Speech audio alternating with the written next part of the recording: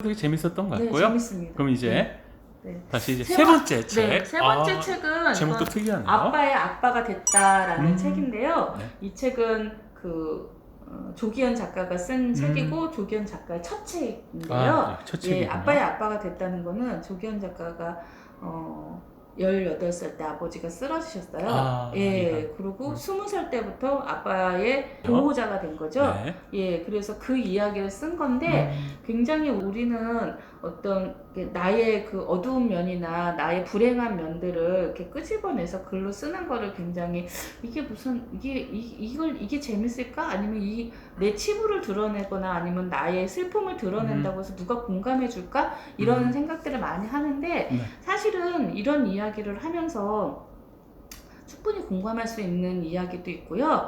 여기 이 조기현 작가 같은 경우는 이 책을 쓰면서 돌봄 노동에 대한 이야기를 조금 하고 있어요. 그러니까 지금까지도 지금 29살인가 그런데 지금 9년 이상이나 아버지를 지금 돌보고 있는데 그게 이 저자의 잘못이 아닌 거죠. 그렇죠. 지금 뭐 놀고도 20대니까 놀고도 싶고 글도 좋아하는 글도 많이 쓰고 싶고 일도 하고 싶고 그런데 아버지가 내가 돌보지 않으면 아버지는 이 세상에 없는 사람이 되는 거니까 그런 책임감 뭐 이런 것들이 많이 고민이 되고 그래서 한 사람의 시민으로서 쓴 책 같아요.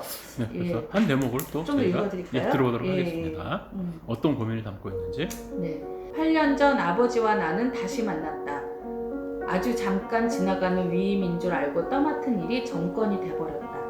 각자의 삶을 살아가던 부모와 자식에서 환자와 보호자가 됐다. 내가 병역과 돌봄이라는 구속에 옴짝달싹 못할 때 아버지는 망망대해를 함께 떠도는 호랑이가 되기도 했다. 그때는 내가 아버지를 돌봐서 다행이라는 생각마저 들었다. 아버지는 자주 짐이 됐지만 나한테 새로운 생각들도 불어넣었다. 아버지의 과거와 내 현재가 연결되고 사람 대 사람으로 마주할 수 있었다.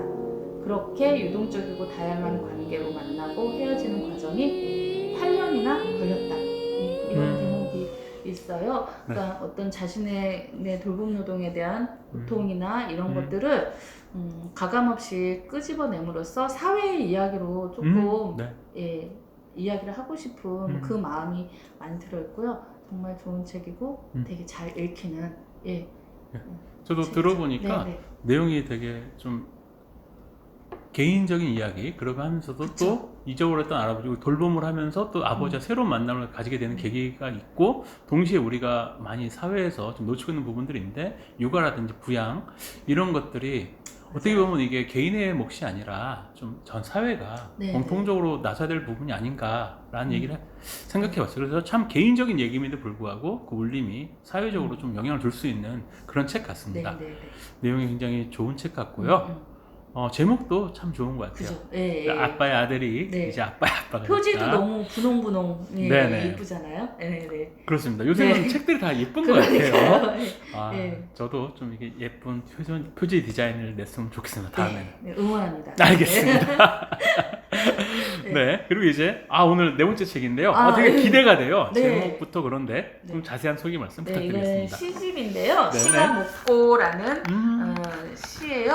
그러니까 여기에 7곡에 사시는 칠곡에 사시는 어르신들이 쓴 시인데요. 이게 어떻게 썼냐면 성인 문해 교육으로 한 거예요. 그러니까 이제 글을 모르시는 어르신들이 할머니들이 이제 글을 배우는데 그 글을 배우는 걸 시로 배우신 거예요. 그러니까 우리는 대부분 보면 기역, 니은, 디귿 이렇게 쓰는 게 아니라 그냥 온전한 문장으로 그렇게 시로 시작하는 건데 그분들의 시가 들어있는 시집이고 제가 어떤 시집하면 되게 어렵고 좀 까다롭다 생각을 해요. 근데 어떻게 할머니들이 이렇게 시를 쓰셨을까요? 시골은 시골이잖아요. 농사짓고에서 외로우시고 그런데 이제 그 글을 배우면서 어떤 자신의 마음을 드러내는 것을 하는 건데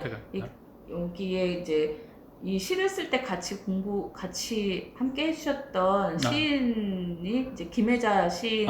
네. 김혜자 선생님. 네, 계셔가지고, 예, 김혜자 시인의 시가 굉장히 좋잖아요. 네네. 저도 잘 알고 그분들의 있어요. 마음을 예, 같이 이렇게 들어가서 그런지 시가 보면은 이제 맞춤법도 틀린 거 그대로 이렇게 예, 편집이 돼 있거든요. 네네. 예, 그게 다 이렇게 드러나 있는 거예요. 네. 그래서 시가 되게 감동적이고 우리가 시를 어떻게 써야 되는지 뭐 네. 이런 것들을 배우지 않아도 마음속에서 우러나는 것 예, 이런 것들이 사실 이 어르신들이 뭐 80대이시고 하니까 우리 옛날에 보면은 뭐 논이나 밭에서 노래 부르면서 노동을 그렇죠. 노동요 했었잖아요. 같은 거 예, 있죠. 그런 게 다시 감각들이 되살아나시는 있으시니까. 예, 있으신 것 같아서 실 한 2편 정도 네. 좀 낭독을 해보겠습니다. 예. 한 편은 제가 읽을까요? 좋습니다. 알겠습니다. 네, 선생님 읽으시고. 시래기 박춘자 아침 식사를 먹고 시래기 삶아요. 경로 회관에 시큰 놀다가 시래기를 씻어요. 학산댁 좀 주워서요. 다리도 좀 주고 마음이 좋아졌어요.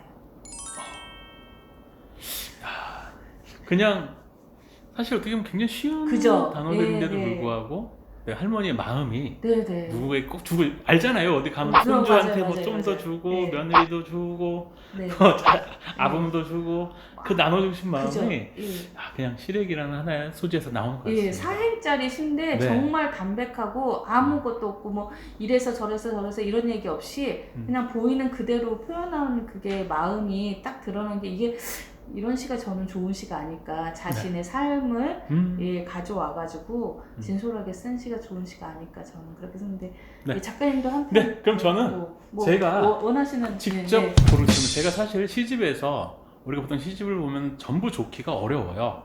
근데 제가 어떤 정말 좋은 시집들은 어떤 페이지를 펴도 그 시집이 어느 정도 좋다는 그 신뢰가 있거든요. 미리 그냥 사전에 약속된 게 아닙니다. 아무 페이지나 펴고 저도 읽겠습니다. 맞아요. 네. 네. 자, 이걸 읽어보겠습니다. 편지 김판희. 파밭에 나가서 파 작업하고 집에 와서 씻고 밥 먹고 무릎도 아프고 허리도 아프고 마음 있으면 책 한 권 들다 보고 글자 배워 아들한테 편지 쓰네. 아니 정말 좋지 않아요? 좋습니다. 이게 사실 그냥 고단하고 네. 허리도 아프고 무릎도 아픈데 파 작업하고 파밭에 파 작업하고 그렇게 힘든데도 불구하고 마음 있으면 책 한 권 들고 결국 한데 글자 배워서 하고 싶은 게 딱 그거잖아요. 아들한테 편지 쓰고 싶은 마음. 네. 다른 게 아니라 네. 자식 생각하는 이 네. 할머니 어머님의 마음들이 네. 시가 느껴집니다. 네.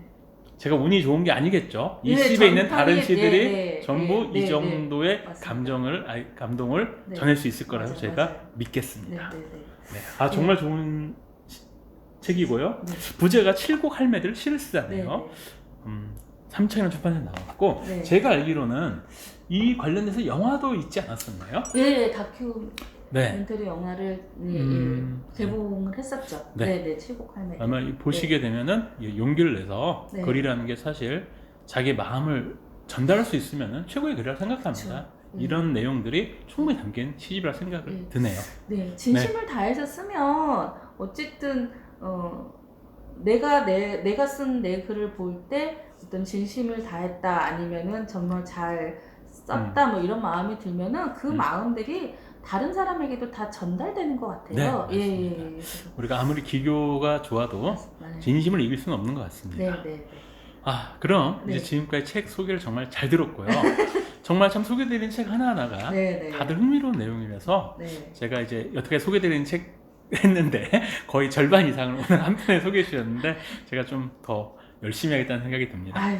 네, 감사드리고요. 네. 그런데 네. 또 이제 선생님께서 제가 말씀 들어보니까 지금까지 소개드린 책처럼 요새는 책을 읽는 것에 그치지 않고 네. 또 직접 자기 이야기를 직접 쓰고 싶어하는 분들이 많잖아요. 네. 말씀 주신 것처럼 네. 또 이제 선생님께서 마침 이게 글을 쓰시고 싶어 보니까 제가 서두에 말씀드렸는데 멘토링을 하신다고 네네. 들었잖아요. 네. 그래서 저희가 오늘은 책 추천에서 그치는 게 아니라 좀 더 나아가서 한 걸음 네. 나아가서 자신이 직접 글을 쓰기 위해서는 네. 어떤 방법이 좋은지를 또 유나 선생님께 잠시 들어보도록 하겠습니다. 네.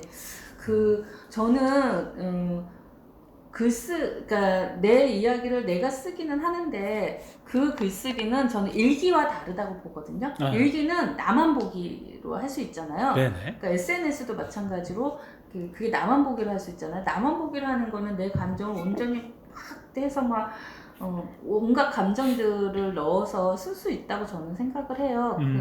그런데 그게 글쓰기로 만약에 된다고 한다면 글쓰기에는 저는 반드시 독자가 있어야 된다고 보거든요. 근데 그 독자가 나일 수도 있는 거잖아요. 그러니까 글쓴이와 나를 조금 분리시키는 작업. 저는 그걸 나와의 거리두기. 우리 요새 거리두기 많이 하잖아요. 네네. 자기 자신도. 네네. 그래서 저는 화자라고 조금 표현을 하거든요. 네네. 글로 나오는 거는 내 이야기지만 그냥 화자라고 생각을 하라. 네. 그렇게 말씀을 하면 그 글로써 읽는 사람은 독자가 되는 거죠. 예, 글쓴이가 되는 게 아니라. 네. 그래서 독자로서 읽어보면은 거리두기가 되게 되면은 이 글에서 어떤 걸 좀 빼야 되는지 어떤 걸 더 넣어야 되는지 그런 게 중요할 것 같고요. 네네. 오늘 네 권의 책을 소개시켜드리는데 이 공통점들이 다 자기 이야기를 하는 거예요. 그렇죠. 예, 그 자기 이야기가 되게 부끄럽다고 생각을 하는데 사실은 이 세상에서 자기 이야기만큼은 굉장히 독특하고 상상력이 풍부한 글감이 저는 없다고 보거든요. 맞습니다. 예. 저의 이야기는 저밖에 모르는 거잖아요. 그렇죠. 얘기하지 않으면 그것을 글로 표현을 할 때 좀 거리두기를 조금 해가면서 소리내서 읽어보고 하면은 좋을 것 같아요. 그러니까 네. 오늘 네 권의 글의 문장을 조금 읽어봤지만 뭐 어려운 문장 없었잖아요. 그렇죠. 정말 일상적으로 네. 자기 무슨 경험을 뭐 진솔하게. 몬베르토 나오고 뭐 아리스토텔레스 나왔잖아요. 네네. 저는 이런 전혀 없잖아요. 네, 맞습니다. 예. 그래서 쉬운 문장으로 쓰는 네. 게 우리 모두 다 그런 문장은 다 쓸 수 있잖아요. 네네. 그런데 이분들이 책으로 나온 이유는 저는 딱 한 가지밖에 없다고. 거리두기가 가능했다. 나와의 거리두기. 예. 그래서 내가 슬프다고 해야 되는 게 아니라 독자가 슬퍼야 그렇죠. 되는. 예, 내가 기쁘다고 해야 되는 게 아니라 예, 독자가 기뻐야 되는. 그러니까 나는 아들에게 편지를 쓰고 싶었다. 그거 되게 담담한 거잖아요. 그렇죠. 근데 우리는 읽으면서 와, 이 마음이 보이는구나 이렇게 감동하잖아요. 네. 예, 그게 저는 거리두기라고 저는 생각합니다. 알겠습니다. 예, 그러면 좋은 글을 누구나 저는 쓸 수 있다고 봐요. 네. 예. 좋은 말씀이었고요. 네. 제가 좀 이렇게 뭐 아는 척을 해서 죄송한데 한 번 더 아는 척을 하면 네. 또 이게 그래서 제가 지난 맞아요. 8번째 시간인가요? 저희 지난 시간에 아마 신영철 평론가의 산문집을 소개드렸는데 느낌의 공동체라고 거기서 신영철 평론가 이런 말씀을 하세요.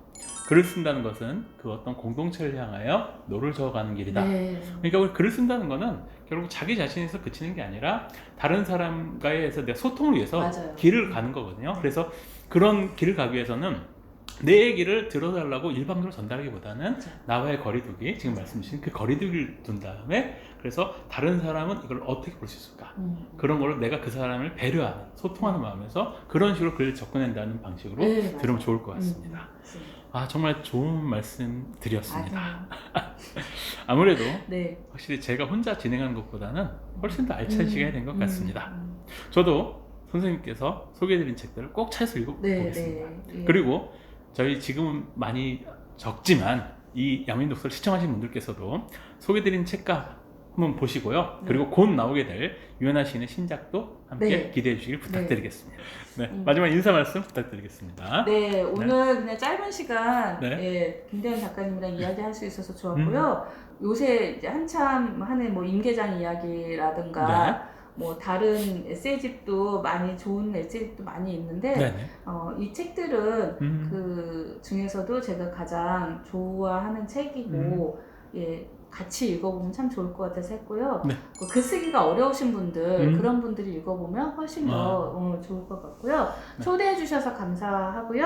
양민 독서 저도 구독하고 있거든요. 아, 예. 고맙습니다. 그리고 그렇습니다. 공부가 되는 것 같아요. 근데 네. 오늘은 공부가 아니죠. 오늘 네. 정말 더 인생 공부를 하는 네. 시간이었던 것 아무튼 같습니다. 초대해 주셔서 감사합니다. 네, 양지의 감사합니다. 도서관 화이팅! 네, 파이팅!